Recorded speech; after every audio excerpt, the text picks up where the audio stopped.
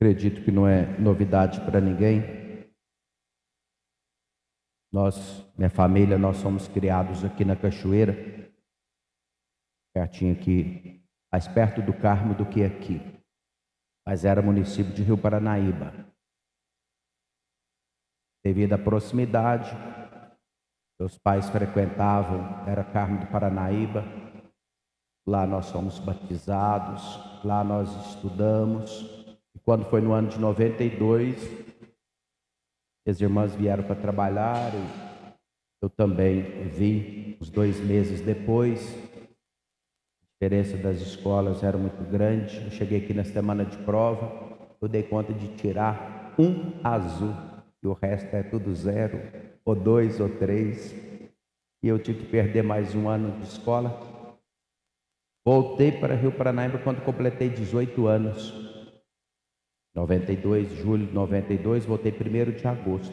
Trabalhei no laticínio até 16 de dezembro, já cumprindo o aviso prévio, com o objetivo de ir para o seminário. O pároco era o padre saudoso Luiz Carlos, e saí do emprego sem saber o que fazer, porque não tinha nenhum seminário para me ingressar no outro ano. E por providência de Deus, teve um dia que eu recebi um telefone para ir para Belo Horizonte, lá tinham 9 seminários para me ingressar. Como eu tinha conversado com o padre Luiz Carlos, eu voltei nele e falei: padre, eu arrumei para ir para Belo Horizonte. E aí ele sentiu apertado e falou assim: espera aí. Lá na rua, nunca tinha entrado na casa dele.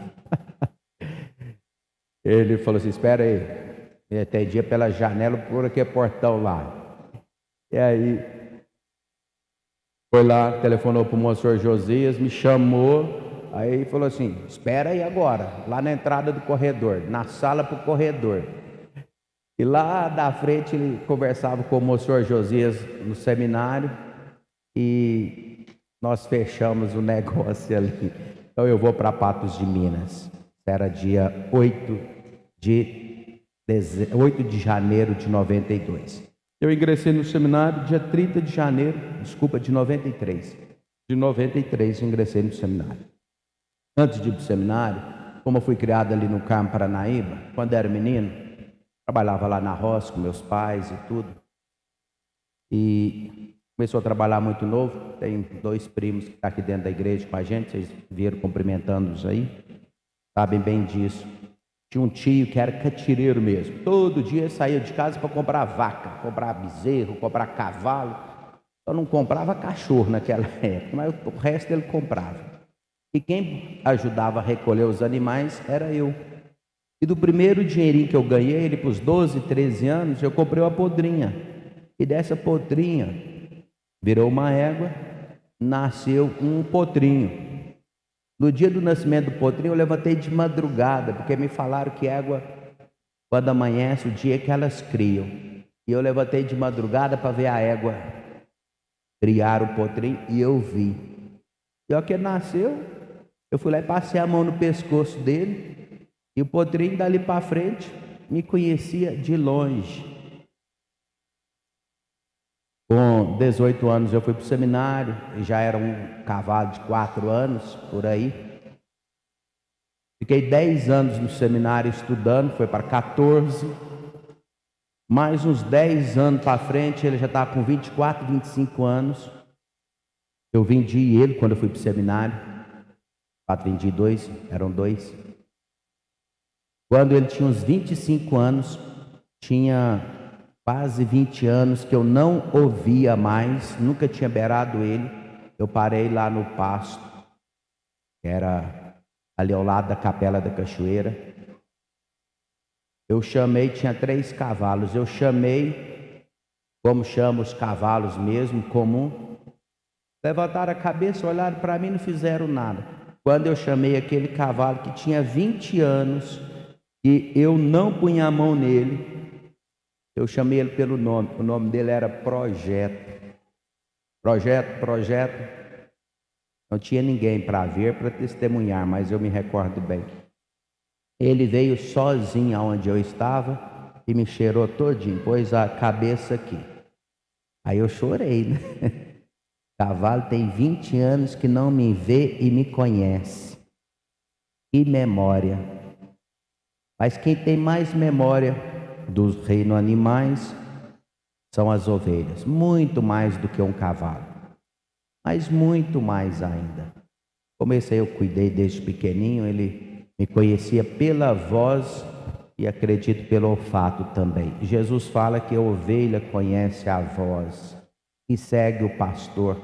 Hoje, o jeito de mexer com o gado na nossa região tem mudado bastante, mas o gado, a gente toca o gado, conduz o gado,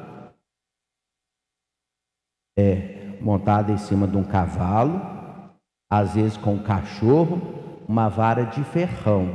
Esse é o modo tradicional, e a gente vai atrás, e vai empurrando, vai ferroando, para o gado seguir em frente. E quando chega perto da porteira, fica duro, porque se eles virar para trás, passa por cima. Não é? É um dos jeitos de conduzir o gado. A ovelha não. Ovelha, você não vai atrás da ovelha, você vai à frente. E eu já fiz a experiência que Jesus falou. Quando eu morava no norte de Minas, muitos gaúchos lá, e nessa época, depois da colheita da soja, eles soltavam as ovelhas dos piquetes, dos pastinhos, na frente da fazenda, e aquilo tinha 1.000, 2.000 hectares de lavoura, 3.000 hectares, rodava 2, 3 quilômetros assim na frente daqueles fazendões, e o dono da fazenda falava assim: padre, chama as ovelhas para mim. Que jeito que chama? Ele fala: dá um grito assim, ó. Ei, ei. E eu gritava, as ovelhas levantavam a cabeça e não vinham. Gritava 2 vezes, gritava 3 vezes, olhavam, percebiam, quando o dono da fazenda gritava, elas vinham. É o que Jesus falava aí no Evangelho para nós. Evangelho tão pequeno e que traz a grandeza da mensagem de Deus para nós hoje. E o dono da fazenda grita e as ovelhas vêm. Então, hoje, quando a gente entra dentro de um veículo e sintoniza o rádio, 1992, tinha uma rádio aqui na cidade, não me recordo. E daqui do Rio Paranaíba a gente pegava a rádio de Campos Altos, de Carmo do Paranaíba. Naquela época eu não andava em veículo, não tinha veículo. Mas eu sei que o carro da paróquia está bem aí atrás. Aqui da porta da casa dos meus pais, quando eu morava em Presidente, que agora estou em Patos, na porta da casa dos meus pais eu escutava, sintonizava a rádio de Presidente Olegário. Patos de Minas, acredito que não tem menos de 5 emissoras. Nós temos o locutor aqui da Máximo FM, que escuta direto, está aqui conosco. Rio Paranaíba tem 2 emissoras de rádio. Daqui do alto, na saída da cidade, rádios de Campos Altos.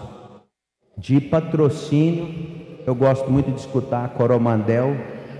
Eu ainda escuto Coromandel aqui dentro de Rio Paranaíba. Sinal mais fraco, mas eu escuto a Gerais FM, saber as notícias de Abadia dos Dourados. Quantas emissoras de rádio você sintoniza no toca-fita do seu carro? E se não bastasse, se você entrar pelas redes sociais, quando eu morava no norte de Minas, hoje é um aplicativo, mas antes era um site chamado Rádio Guardem. É isso mesmo. Eu escutava música italiana, escutava programas da Itália o tempo inteiro para me treinar meu italiano, porque naquela época eu viajava. Fui umas 3 vezes na Itália. Se você puxar aí pelo celular, lançar rádios, você escuta rádios do mundo inteiro. E eu estou falando isso porque quantas vozes nós ouvimos durante o dia que temos possibilidades de ouvir. Quantas pessoas em quantos idiomas, e quantos tipos de músicas, quantos tipos de notícias. E se você vai para as mídias sociais e os diversos aplicativos, gente, tem a sua importância, mas nenhuma voz que nós ouvimos é mais importante do que a voz de Jesus, que nos fala constantemente no nosso coração, sobretudo quando nós nos silenciamos. Ué, padre, para me ouvir o rádio tem que aumentar o volume, ou o aplicativo no celular. Para ouvir Jesus que fala ao nosso coração, você tem que silenciar. Ao contrário, vou ouvir Jesus pela rede social.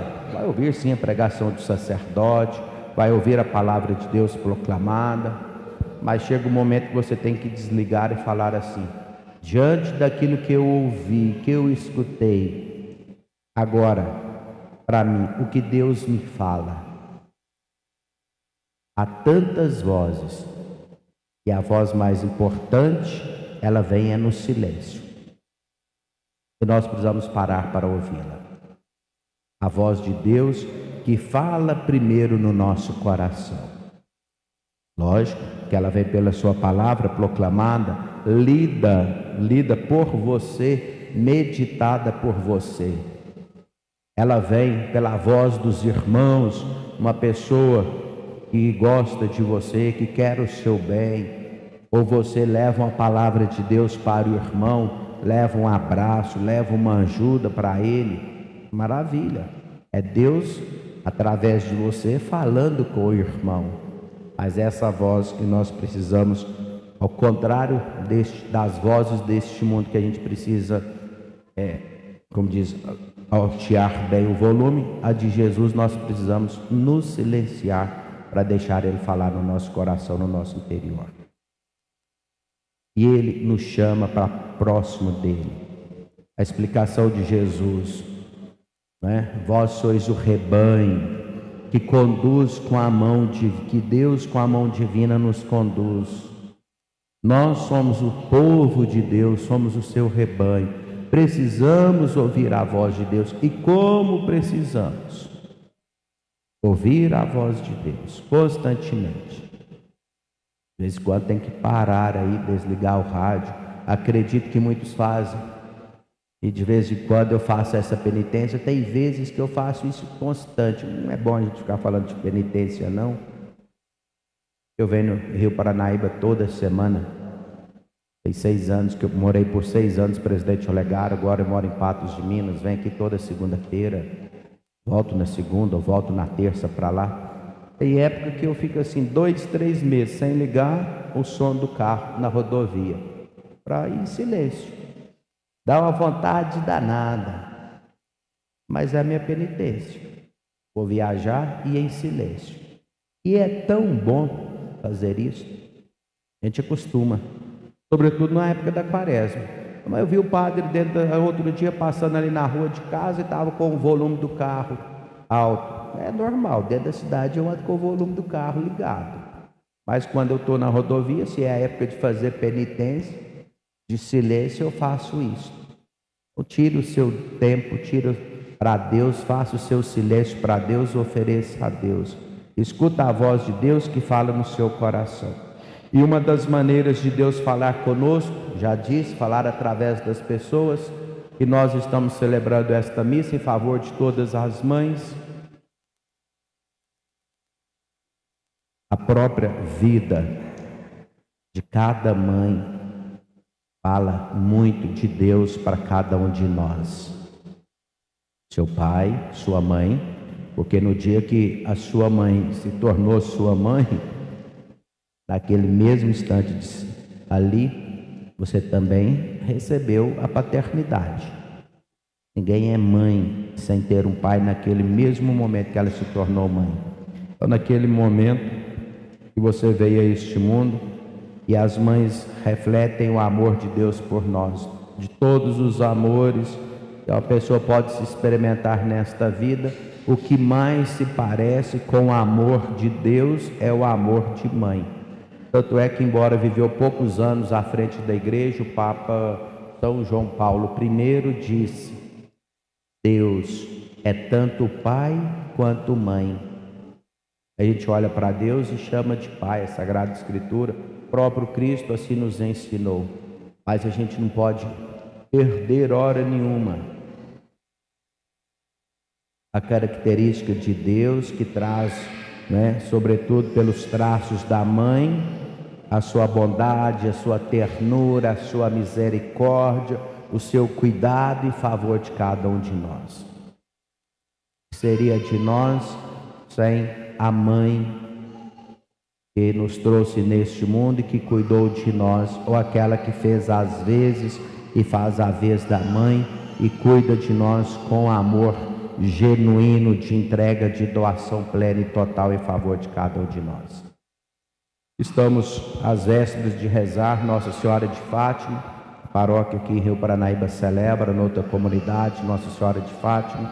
Lembremos de Nossa Senhora, a mãe das mães, suplicando que rogue em favor das mães, que rogue em favor de cada um de nós também, as bênçãos, as graças divinas em favor das nossas intenções, das nossas preces, em favor de nós e em favor de nossas mães. Louvado seja nosso Senhor Jesus Cristo. Seja louvado.